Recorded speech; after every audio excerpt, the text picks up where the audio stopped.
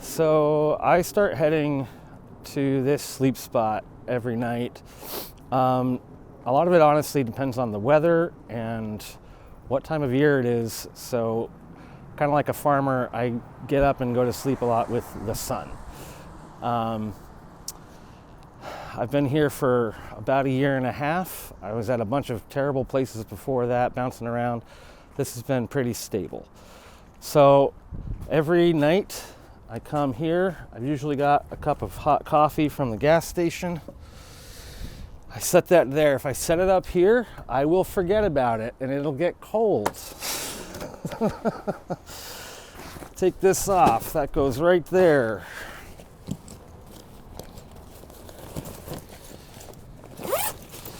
This is a duffel bag from the Army Navy surplus store that I purchased. I did not serve in the military. This was not my duffel, but I really appreciate it. I've got my rolling tobacco that I take out.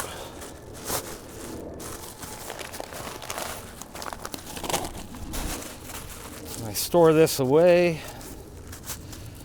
We unpack. If I'm going to be here for a while, I'm going to get cold because I'm not moving around. I'm definitely going to get warmed up.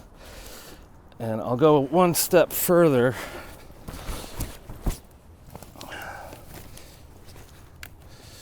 These are a lifesaver. So every night, I just take these out. Boom. Got these for $6 at the Goodwill on Capitol Hill. And they add a tremendous amount of both warmth and comfort. And then I've got my bedroll here and I'm ready for my blanket. This is how you survive winter. And I am pretty toasty. Usually I'd have this zipped up, but I'm pretty toasty. I've got my headphones, which go over my hat. I watch YouTube on my phone here. I'll usually have some snacks. I do that until it's time to go to bed. I go to bed early. I tend to go to bed 8, 9 o'clock because there's still plenty of pedestrian traffic and that keeps me pretty safe. So I like to sleep when there are people around. But I wake up in the middle of the night around 3 o'clock and my body just does this now because that's when the critters come out, if you will. Critters? What do you mean critters? I mean people who might do things like steal your glasses in the middle of the night, which happened to me. And it was a night that I slept through the night.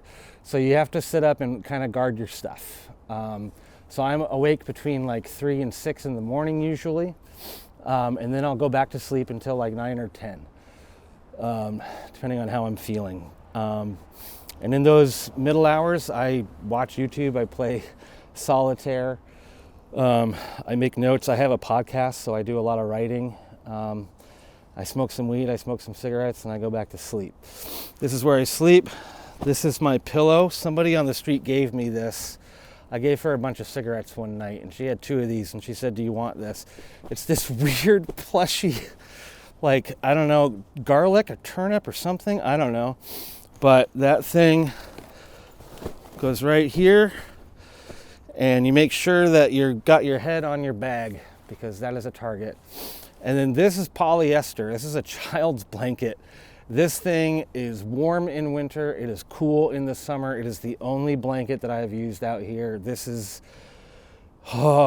thing has been just a real trooper. It's easy to clean. I can throw it in the washer and it doesn't overload the washer. It is fantastic and it's light as a feather, as is this thing. So in the morning then I have to do it all backwards. So that goes in there. You pull everything out that you need to because it only works one way and you need symmetry. This is where my back is, so I've got my softness here. This thing just shakes out. It never gets dirty, but if it does, you can wash it in a sink. Real simple. That forms the backbone of the bag. You put some more delicate things in the middle. And this is all your belongings. This is everything I own on the earth right now. Things will spill, so you want to make sure that you've got good security against that. I carry way too many books, but I like to read.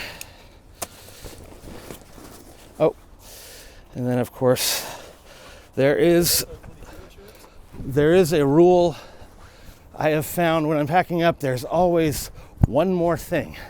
I usually zip that thing up, get it all buttoned up. I look and there's something I've forgotten. Today it was this. So we fold. We keep our belongings in the best shape that we can, and they will last and last. And then boom. So this is now 9:10 in the morning usually, unless I have an appointment I have to get to.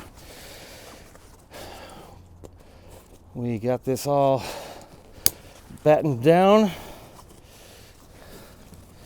And this is the kind of discipline that I have found you have to use on the street in order to make it day in and day out without killing yourself. And so in the morning, there's a dumpster right down there so I can throw out my trash. And then I usually go back to the gas station. I get a morning cup of joe, and that's my routine. Every single day.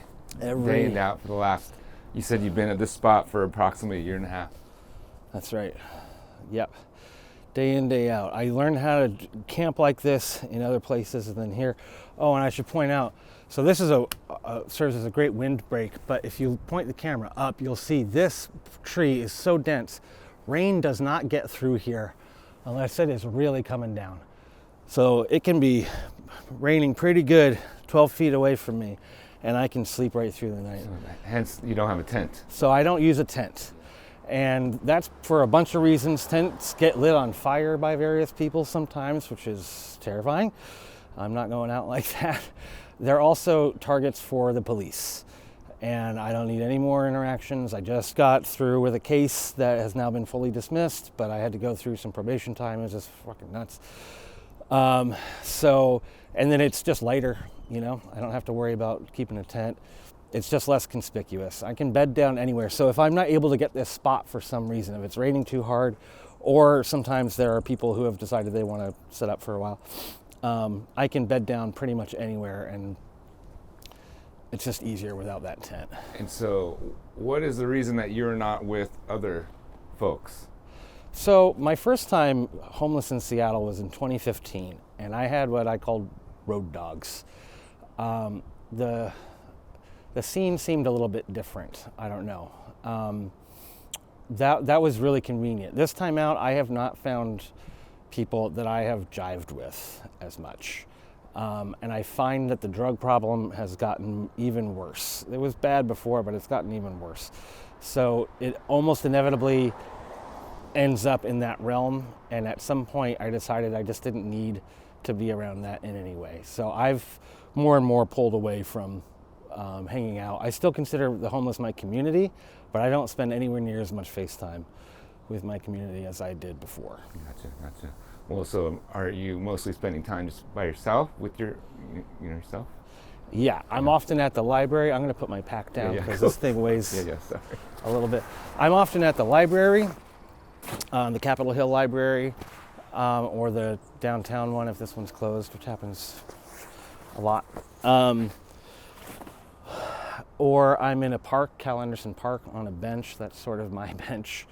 And there's another park near the library that I spend a lot of time on. Those are my little homes throughout the city. Just mostly parks. It's park life, like the Blur song.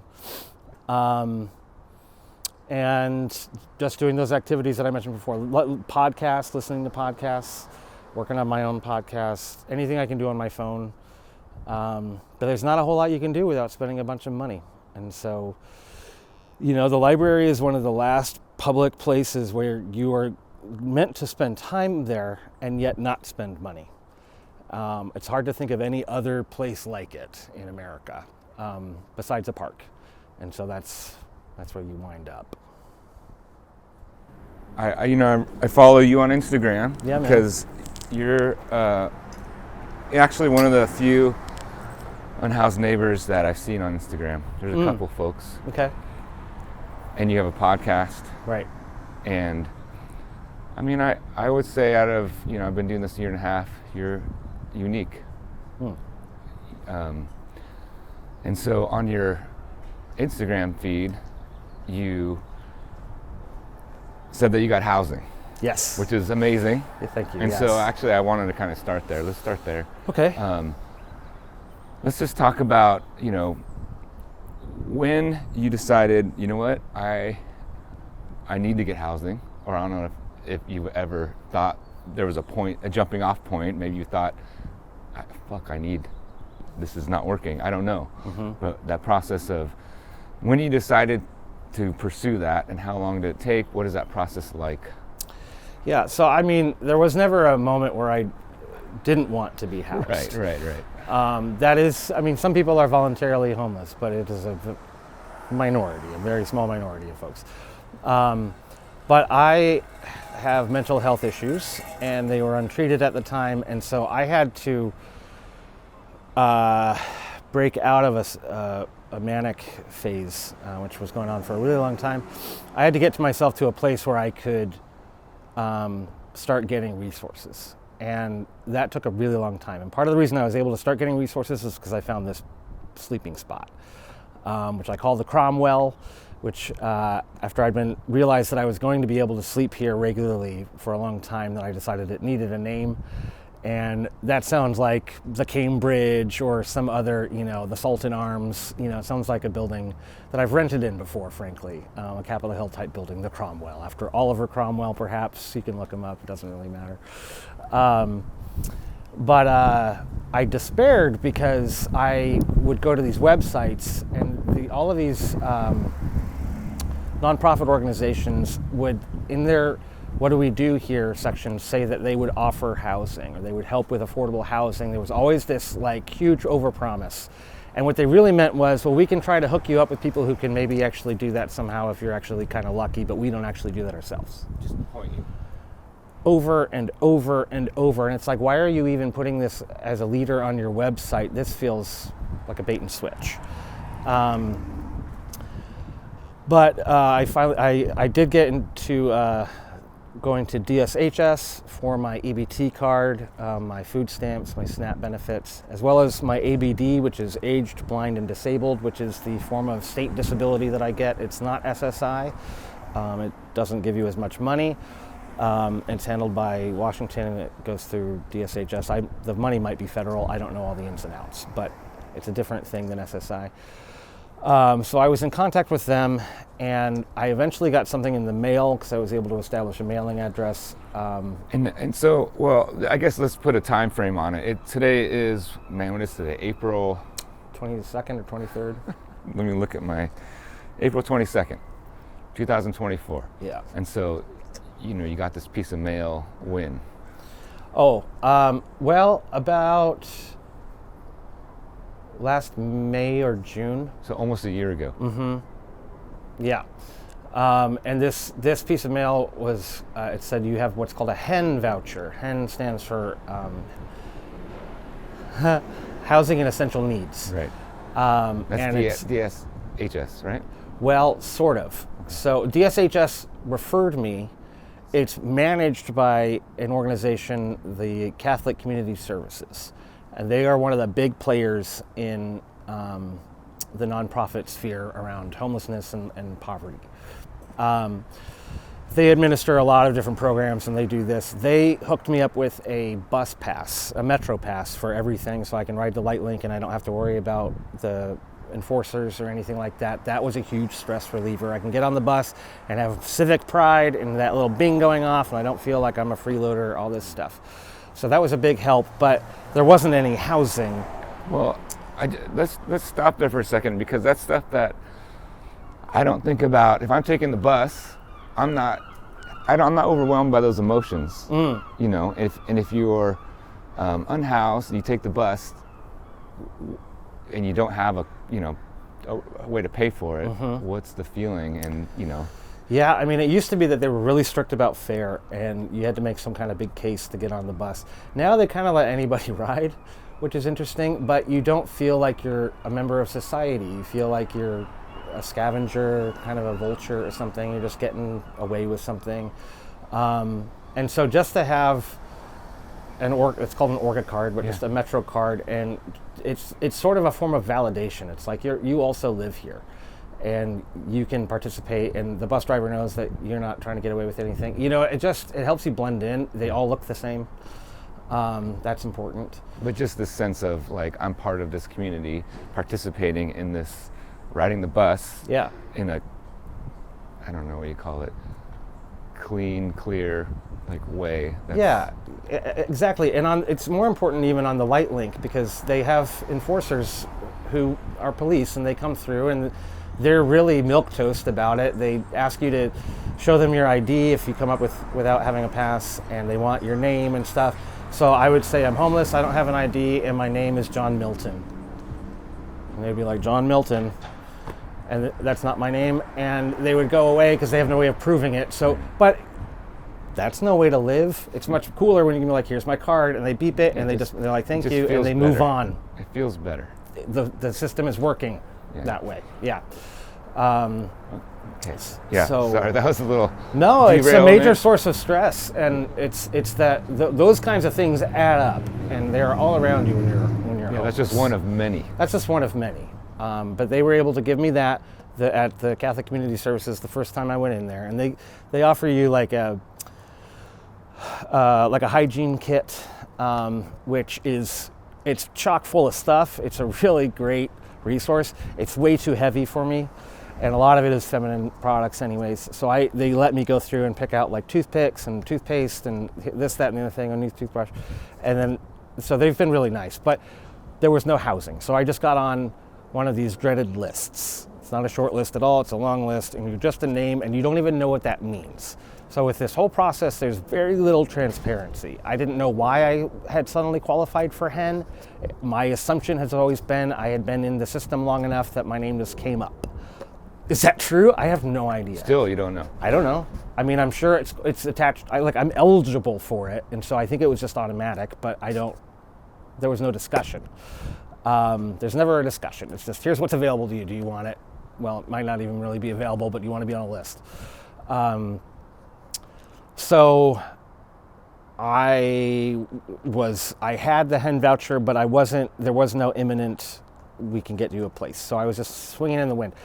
Then after months and months and months of this, I don't have an exact timeline, but starting in June, I know I got this in June because that's when my Orca card date is on it. So that's how long this part of the puzzle's been going on.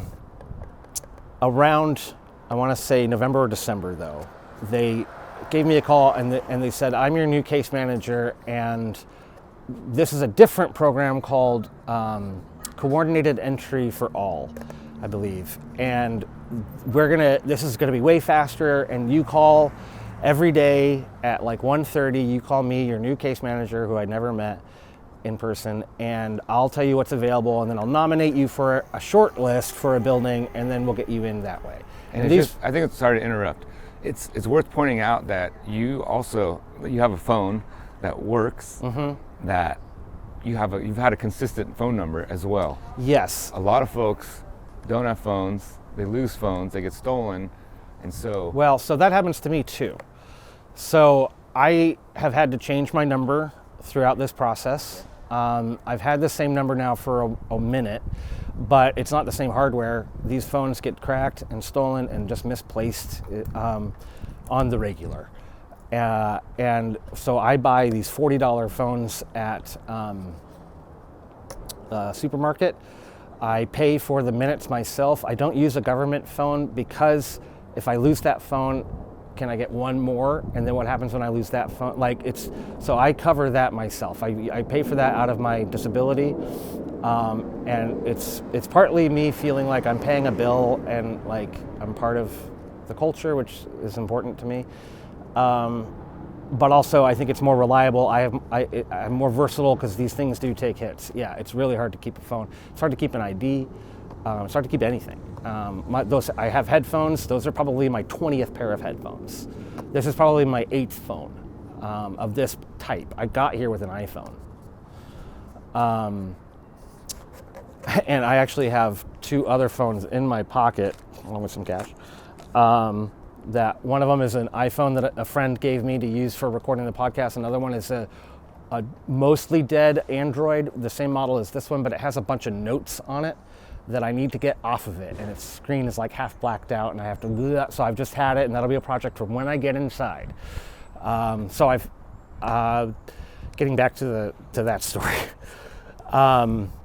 But no, you're right. It is hard to keep a phone number, but I've made that a priority because you can't drop these communication links. Right. You go check your mail regularly, and if you don't, you can end up in some hot water. You can lose your benefits. I just had to call in again and tell them I'm going to mental health therapy twice a month. I see a psychiatrist once a month. Here's what I'm doing.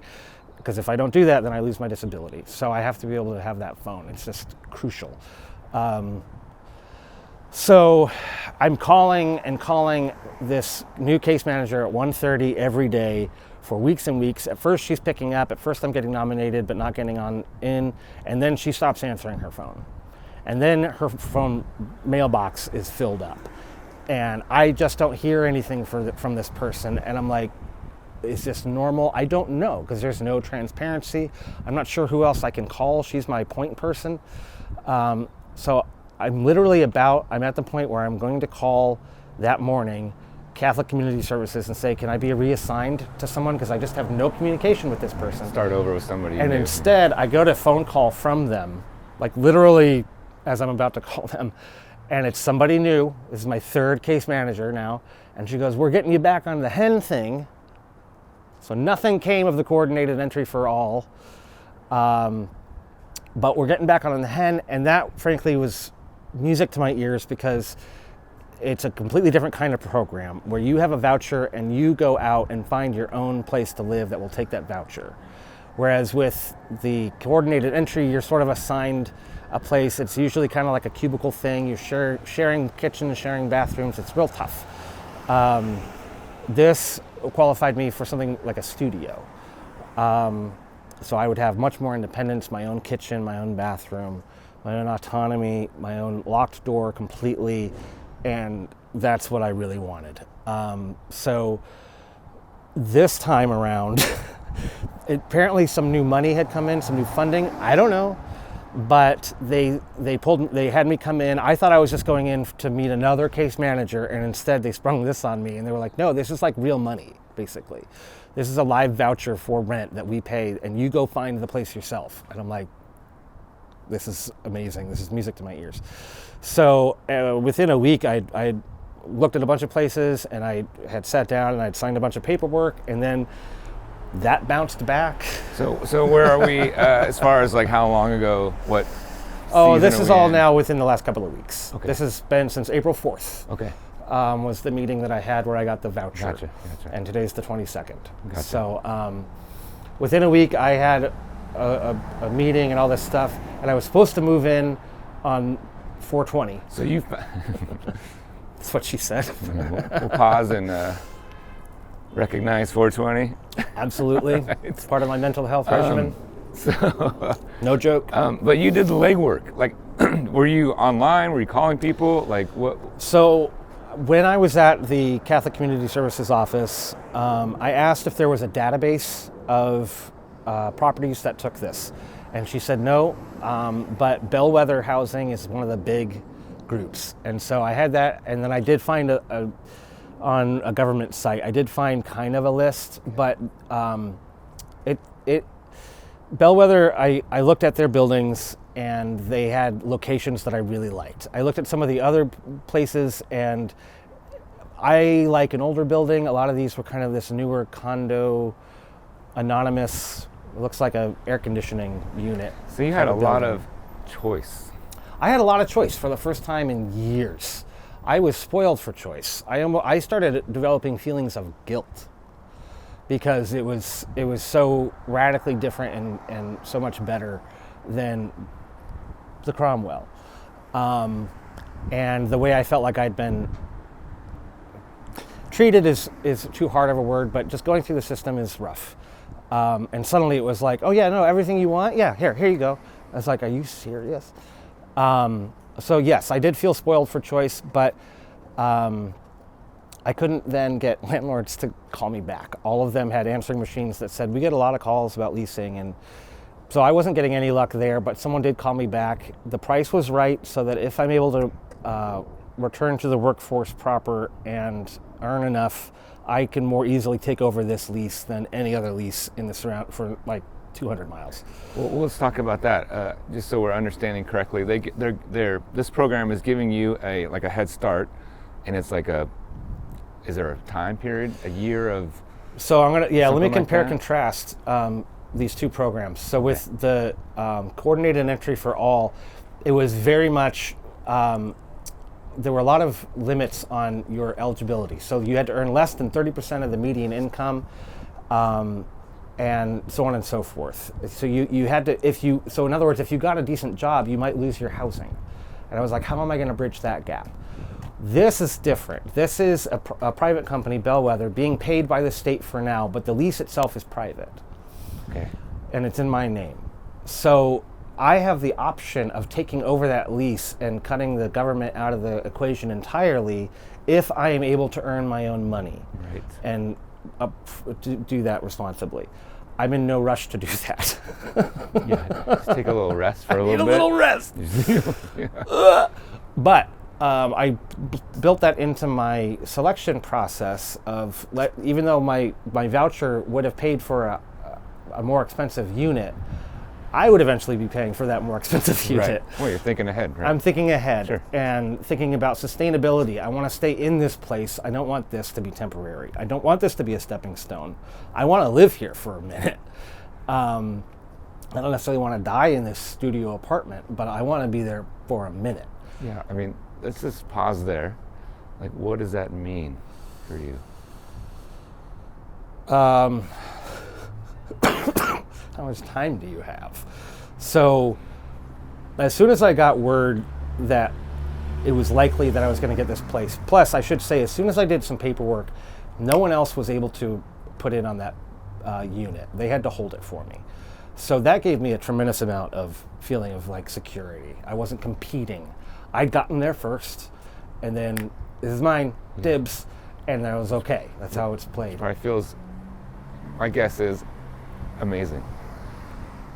Yes, and it happens so fast, this part, that it's almost hard to like keep up with your emotions on this. But I felt my brain kind of click back on, and suddenly all of these ideas of like, oh, I think I'm going to get into pickling. Like stuff that I can do in an apartment that I haven't been able to do, stuff I've been dreaming of. I was mentioning to you, I might want to take a corner of my unit and set up a little stop motion studio and just play around with clay and stuff. Right, so you have room in your psyche for imagination. And dreaming, possibility. And dreaming, and Yeah, possibility. I'm like, I want to get good at cooking everything. It opens up all the stuff. All this stuff, I would be able to have people over. I could have a friend over, you know? I mean, something as simple as that. And then, like, really, here's the thing. I don't have to wait to go to the bathroom anymore or ask permission. I can just get up and do that. I don't have to wait for someone to hand me a free meal or get something shitty at the grocery store that's already been made. I can just get up and walk and make it. Once I have that food, I don't have to walk half a mile to a park to sit down and be able to eat it somewhere without pissing anybody off. I can go 5 feet and sit down in my chair and eat my fucking dinner. It's almost like, what doesn't this mean to me? I've demonstrated that I can live sustainably on a fucking sidewalk, but I can't make much progress doing that, right? Nobody can. I mean, it's just not in the cards. So this enables me to do all of those things that have just had to be deferred. And then also just fun stuff. You know, like, can I learn Spanish? I'm sure I can. Let's try it, you know? Stuff that's a lot easier to do when you're inside than when you're just in a park and you're always stressed out. My stress level is going to plummet. I used to say when this process started, I just want to walk down the sidewalk to a place where I can lock the door. And it was like my mantra. variations on that, and with a lot of anger. And now I have that in about a week. It keeps getting pushed back. First it was 420, then it was the 25th. Now it's maybe Friday or maybe this coming Monday. They're redoing carpets and walls, and so there's other parties involved, but soon I won't be waiting around for other people. I'll have my unit, I take care of it, I'm not a problem tenant, and bam, Bob's your uncle, and then I can get back to my life. And build up a library. I have a bunch of books in this bag, but I can't carry what I want to. I mean, all of those things. I wear this clothing every day. I wash it frequently, but I can't wash it every day. I've worn the same uniform for longer than I've been here. So probably, I don't know, 2 years. I don't know how time works out here anymore. A long ass time. I'm not going to burn these clothes. I'm going to keep them, but I'm never going to wear them again. Yeah, it's just the process seems very confusing, like you said. I'm sorry to bother. You guys got a lighter? No. Sorry, man. Like the process of trying to get housing, but it's just like you're coming closer and closer and closer and closer. And I can hear there's so much emotion. I hear a lot of anger. Yes. Like, touch on that. I'm tired of dealing with shit like that, for instance. I'm frustrated at the lack of transparency that the process has exhibited. I wish, and I've asked a lot of questions of these case managers, and they deal with the same lack of transparency that I deal with. They don't know when the funds will be released. And I often compare social workers to superheroes who have had their powers stripped from them. So I'm not against the people that I'm talking to face to face, just like you at the grocery store. You're not mad at the person right in front of you. It's always somebody up above that we can never reach. And it's the same way with this process. I believe in strong government. Bureaucracy is hard to deal with. And there are better and worse ways of dealing with bureaucracy, running bureaucracies. I think transparency is great. I think that if people have, it's about setting expectations. So if you can say, well, this is when the funds become available, then the person knows that there's no point in stressing about it until those funds become available. Right? If you tell a customer waiting in line that they have 5 minutes to wait, they instantly get relaxed. If you don't tell them and they get in 2 minutes instead of 5 minutes, they're more angry than if they just knew I have 5 minutes. Yeah, the There's a lot of that. The uncertainty is just... Uncertainty, ambiguity. You're on a list. It's a lottery. Is it a lottery? Am I being passed over for this, that, or the other reason? I don't know. I don't know. Everyone has a theory. You don't want to start getting your head around theories, you know? Well, I think what we can say is it's messy. It's confusing. Sounds very frustrating. You know in Peanuts how Woodstock flies like this? Yeah. Yes. Yeah. Jeremy Bearimy from The Good Place, whatever squiggly you want to do, that's what this process is. It is non-linear. It's a Quentin Tarantino movie with all the blood and violence you want. So, yeah, it's brutal. Yeah. I'm excited for you. And I'm also, like, there's this, like, for me, I'm just like, there's a sadness of like, why is this taking so long? Like, you've been adamantly calling, working hard, and it's just like, you're one person out of, in King County, it's like 40,000 plus people. Well, it's been taking so long because homelessness is a housing problem. This has become a slogan. It's the title of a great book. It's also just the truth. It's just the truth. None of this is personal. This is nothing personal. It's not my failings, and it's not personal failings on the part of the people who are in these positions. It's that the housing stock doesn't freaking exist. This place opened up, I believe, because the person passed away. They had lived there for 26 years, and you don't tend to move after 26 years unless you move on. I think that's why I have this unit. That's what I had to wait for. That's sick. We need to have surplus. We need to have adequate and surplus stock. Especially in a magnet city like Seattle. And they have geographic problems with that. They've got the Puget Sound right there. They've got mountains. It's not like being in Cleveland where you can really spread out and stuff like that. So, we have dealt ourselves a funny problem, but we've also very much self-created and perpetuated this problem.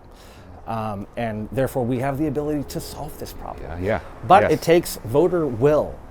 And the people who vote are the people who have property. They vote the most, and they don't want changes to that. And understandably, because in this country, your equity is tied up in your property so much.